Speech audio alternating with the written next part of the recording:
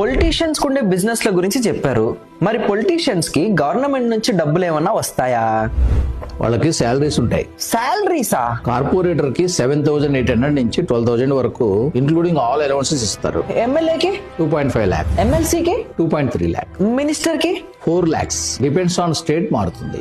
Deputy CM కి 4.1 lakh, CM కి 4.3 lakh. ఇది కూడా డిపెండ్స్ ఆన్ స్టేట్ మారుతుంది. ఇంకేమైనా బెనిఫిట్స్ ఉంటాయా? Free house, free office, free car, free petrol, free flights, free mobile, free recharge, free wifi. Free free free. Medical bills పెట్టుకుంటే మొత్తం reimburse చేస్తారు. MP salary 2.9 lakh plus parliament sessions కి separate allowances వస్తాయి. Prime minister కి 1.7 lakh plus free bungalow, special air and land transport plus SPG security plus life time pension. Pension కూడానా? President of India ఎంత?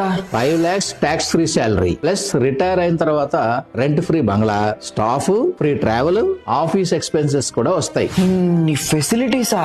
MLA నుంచి president of India వరకు ఒక్కసారి గెలిస్తే చాలు లైఫ్ టైం పెన్షన్ వస్తుంది. స్టేట్ ను బట్టి కొంతమందికి ఆఫ్, కొంతమందికి ఫుల్.